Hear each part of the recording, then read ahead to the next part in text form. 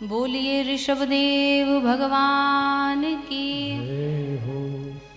ऋषभदेव भगवान का जब अवतार हुआ, ये नारायण अपने जैनियों के प्रथम तीर्थंकर हैं। जो जैन जो हैं, यहीं से जो जैन समाज है इसका प्रारंभ होता है। ऋषभदेव भगवान प्रथम तीर्थंकर हैं। इनके नारायण 100 बेटे हुए थे। 100 बेटे हुए और जो सबसे बड़े बेटे थे उनका नाम था भरत जी। 100 बच्चों को रोज सुबह शाम सामने बिठाल करके ऋषभदेव जी महाराज बहुत सुंदर सत्संग करते थे। 100 बच्चों को ज्ञान देते थे और कहते थे कि वो माँ नहीं है, वो पिता पिता नहीं है, वो पति पति नहीं, पत्नी पत्नी नहीं, और वो गुरु गुरु नहीं है जो हमें भगवान की शिक्षा नहीं देता, जो हमें भगवान को पाने की शिक्षा नहीं देता। याद रखना नारायण, गुरु में भी सावधानी रखनी चाहिए, क्योंकि कई होते हैं गुरु और कई होते हैं गुरु घंटाल। सावधानी रखनी चाहिए। दुनिया आपको लूटने के लिए तैयार बैठी है, पलक झपकी नहीं कि लुट गए, हो गए बर्बाद। इसलिए सावधान रहिए। लोग तो बैठे हैं आपको लूटने, आपको परेशान करने, आप सावधान रहिए। वो गुरु सच्चा गुरु है जो नारायण आपको स्वयं से न जोड़ करके भगवान से जोड़ते हैं।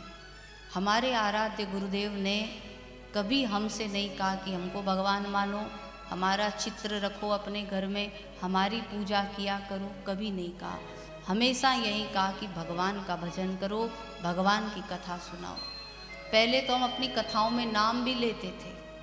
महाराज जी ने तो मना, बोले हमारा नाम लेने की भी कोई आवश्यकता नहीं है, तुम तो बस भगवान का नाम लो। ये सच्चे गुरु की पहचान है। और जो गुरु कहे कि बस हम ही भगवान है, गुरु पूर्णिमा पे ही केवल फ़ोन मिला के बुलाए कि आ जाना वहाँ कार्यक्रम है, और साल भर कोई खबर नहीं, ये नारायण सच्चे गुरु नहीं है। गुरु वो जो आपको भगवान से जोड़े, अपने से न जोड़े। बड़ी सुंदर शिक्षा ऋषभदेव जी महाराज ने अपने बच्चों को दी। फिर उसके बाद कहा कि इस ज्ञान को जीवन में धारण करना। और एक दिन नारायण ऋषभदेव जी जंगलों में गए हुए थे, वहीं पर जंगलों में आग लगी और इसी आग में ऋषभदेव जी महाराज जल करके भस्म हो जाते हैं। और इनके जो बड़े बेटे थे भरत जी, वो बैठे गद्दी पर। भरत जी ने भी बहुत अच्छा राज्य किया, विवाह भी हुआ, संतानें भी हुई, परंतु भरत जी को पिताजी का जो ज्ञान था वो हमेशा याद रहता था और चित्त में वैराग्य बना। देखो, चित्त में अगर थोड़ा बहुत भी वैराग्य होगा ना, थोड़ा बहुत भी, तो कथा असर करेगी। अब आप एकदम सुखी हो, संपन्न हो, बच्चे आपकी बातें मान रहे हैं, सब जगह आपका सम्मान है, जीवन में कोई दुख नहीं, कुछ देखा नहीं, फिर हम आकर के वैराग्य की बातें करें, कथा सुने, तो आपको क्या लगेगा? ऐसे ही ऊपर से निकल जाएगी। लेकिन अगर जीवन में कभी भगवान न करे, कोई थोड़ा दुख देखा हो, कभी बच्चों से कुछ कड़वी बातें सुनी हो, कभी बहू बेटों से सुनी हो, समाज से सुनी हो, ऐसा जब चित्त होता है ना, ऐसे चित्त पे कथा असर करती है। क्योंकि कथा जहाँ वैराग्य होता है ना, वो भूमि बढ़िया है कथा की उपज के लिए। और तुम एकदम संपन्न हो, बढ़िया फर्श पे बैठे हो, फिर वहाँ से क्या उपजेगा? तो इनके पिताजी बचपन से जो ज्ञान देते थे, आज नारायण वो ज्ञान फलीभूत हुआ। और ये भरत जी महाराज को वैराग्य हुआ। इन्होंने नारायण बच्चों को राज्य दिया और स्वयं अपने नगर से निकल करके आज की भौगोलिक स्थिति के आधार पर ये चले गए हैं नेपाल। नेपाल में जो सबसे बड़ा मंदिर है वो किसका है? पशुपतिनाथ का। ये भी नारायण ज्योतिर्लिंगों में आता है, संख्या में नहीं, परंतु जो केदारनाथ हैं उनका ही आधा भाग है पशुपतिनाथ। भगवान शंकर ने जो बैल का रूप बनाया था, तो उसके पीछे, ये कथा तो शिव पुराण की हमें बहुत अच्छी लगती है, पीछे का जो हिस्सा था वो जब भीम ने पकड़ करके खींचा तो इस बैल के दो भाग हो गए, पीछे वाला भाग बन गया केदारनाथ। आप केदारनाथ के दर्शन करिए, वहाँ की शिवलिंग अलग है, जैसी और मंदिरों में शिवलिंग होती है वैसी नहीं है, एकदम अलग, ऐसे पहाड़ जैसी है।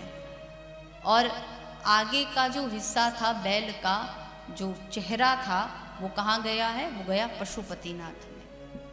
पशुपतिनाथ में कहते हैं जो शिवलिंग है, ये नारायण पारस की शिवलिंग है। इसको अगर आप लोहा छुआ दो तो लोहा सोना बन जाएगा। गजब का मंदिर है वहाँ पर। इसी नेपाल की भूमि पर हमारे भरत जी महाराज गए, और भरत जी महाराज नारायण एक दिन प्रभात का समय था, गंडकी नदी के किनारे बैठे बैठे जप कर रहे थे। तब तक इन्होंने देखा कि नदी के पास एक हिरण आया है, एक हिरणी आई, और ये हिरणी नारायण गर्भवती थी। इस हिरणी को प्यास लगी, हिरणी पानी पी रही थी। तब तक पीछे से एक भयानक सिंह आया हिरणी को खाने के लिए, और सिंह ने आकर के जो दहाड़ लगाई, तो इसकी दहाड़ से नारायण हिरणी घबरा गई, घबरा करके नदी में कूद गई। हिरणी तो मर गई, परंतु हिरणी के पेट में जो छोटा सा बच्चा था वो बाहर आ गया। भरत जी ने ये दृश्य देखा तो भरत जी को दया लगी, और भरत जी को लगा कि छोटा सा बच्चा है, कहीं नदी में डूब न जाए, और दौड़ करके गए, जाकर के नदी में से निकाल लिया। और निकाल करके क्या कहें, जैसे माता पिता बच्चे का पालन करते हैं, ऐसे ही भरत जी इस हिरण के बच्चे का पालन करने लगे। देखो भगवान की माया कितनी अजीब है। जो भरत जी अपने बच्चों में नहीं फंसे, अपने परिवार में नहीं फंसे, वो आज एक हिरण के बच्चे में फंस गए।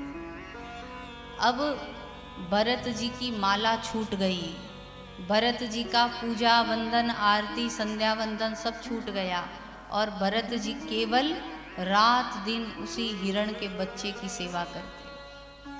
एक पल भी अगर वो आंखों से ओझिल हो जाता, भरत जी बेचैन हो जाते, वो कहाँ चला गया। बार बार नारायण रात दिन उसी की सेवा में लगे, और समय बीता। भरत जी महाराज का अंतिम समय आया। अंतिम समय में वो जो हिरण था वो उनके सामने नहीं था, हिरण कहीं खेलने चला गया। उसी समय इनको मौत आई, और शास्त्र कहता है अंते या मति सा गति, मरते समय आप जिसका चिंतन करते हो, अगले जन्म में वही योनि प्राप्त होती है। हिरण का चिंतन करते करते भरत जी ने अपना शरीर छोड़ा, तो अगले जन्म में हिरण बने। तुलसी बाबा ने एक इतनी गजब की बात यहाँ पर कही है। तुलसी बाबा कहते हैं कि भरत हरिन सो नेह करी, भरत हरिन सो नेह करी, तो हरिन भय तज देह, तुलसी उनकी कौन गति, जिनके नाना नेह।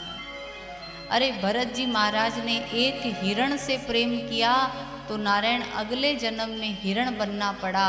जरा विचार करो, हम तो कितनों से प्रेम किए बैठे हैं, हम क्या क्या बनेंगे अगले जन्म में। ये नारायण हिरण बने, प्रारब्ध पूरा हुआ।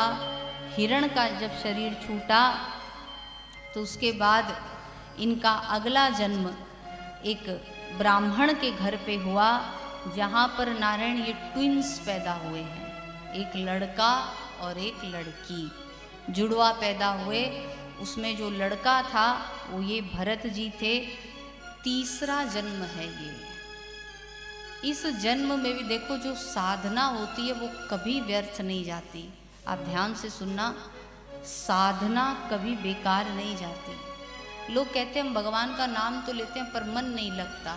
भले मन नहीं लग रहा है, लेकिन जाने अनजाने बिना मन के भी लिया हुआ नाम जरूर काम आता है।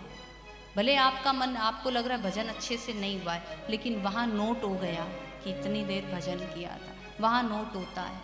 आप यहाँ कथा में बैठे हो, भले आपको कथा नहीं समझ में आ रही है, कथा में मन नहीं लग रहा है, लेकिन ठाकुर जी की डायरी में नोट हो गया कि इतनी तारीख को इतने बजे से इतने बजे तक कथा सुनी है, ये नोट हो गया।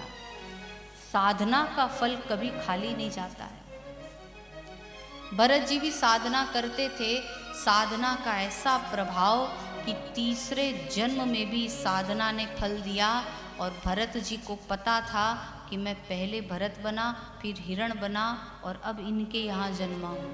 उनको सारी कथा पता थी। तो भरत जी को लगा कि अब इस जन्म में हम किसी से भी बात नहीं करेंगे, केवल भगवान का भजन करेंगे। किसी से नहीं बोलते थे। भाई जाते थे खेतों में, इनको लेकर के जाते कि भाई तू खेत की रखवाली करना, चिड़ियों से बचाना, लेकिन ये तो चिड़िया को बुलाते थे। चिड़िया सारा खेत खा जाती थी। ये ऊंचे टीले पर चढ़ जाते, सबका आवाहन करते। फिर उसके बाद में एक दिन इनकी भाभियों ने देखा कि भाई हम खिलाते तो अपने पतियों को हैं, लेकिन ये भरत जी मोटे तगड़े कैसे हो रहे हैं। कारण क्या है नारायण, कि भरत जी रहते थे मस्त, और मस्त रहने वाले आदमी को कोई चिंता फिक्र नहीं, खूब बढ़िया खाते सोते तो शरीर से ही पता चल जाता। आजकल ये चीज़ उल्टी हो गई है। आजकल तो जो दुबला पतला रहता है उसको मस्त समझा जाता है कि ये फिट है, और जिसका थोड़ा वजन बढ़ गया है तो कहते हैं इसको थायराइड हो गया, इसको ये हो गया, उसको वो हो गया। आजकल उल्टा हो गया। पहले के ज़माने में आप लोग देखिए, जो पुराने लोग थे तो उनके पास जब कोई दुबला पतला आता ना तो कहते इसको कोई बीमारी है क्या, खाता पीता नहीं है। अरे खूब बढ़िया मोटा तगड़ा होता, कहते ये बढ़िया आदमी है। और आज मोटा तगड़ा दिख जाए तो कहते थोड़ा वजन कम करो, क्योंकि जीरो फिगर का जमाना है, सबको दुबला पतला होना है। लेकिन भरत जी पुराने जमाने के थे तो खूब खट्टे खट्टे बढ़िया खाते। भाई इनके पतले और ये मोटे ताजे। तो भाभियाँ कहती कि हम खिलाते अपने पतियों को, मोटे ये होते जाते हैं, काम धंधा कुछ है नहीं, निकाल दो घर से। घर से निकाल दिया। जब चले गए घर से तो नारायण एक दिन जंगल में विचरते विचरते इन्होंने देखा कि कोई आया है इनको पकड़ने के लिए। कौन आ गया भाई जंगल में? बोले कि एक राजा थे, उन्होंने भद्रकाली मैया से प्रार्थना करी थी कि मैया हमारे यहाँ अगर पुत्र हो जाएगा तो हम आपको नर बलि चढ़ाएंगे। तो पुत्र हो गया, अब मैया को बलि देनी थी।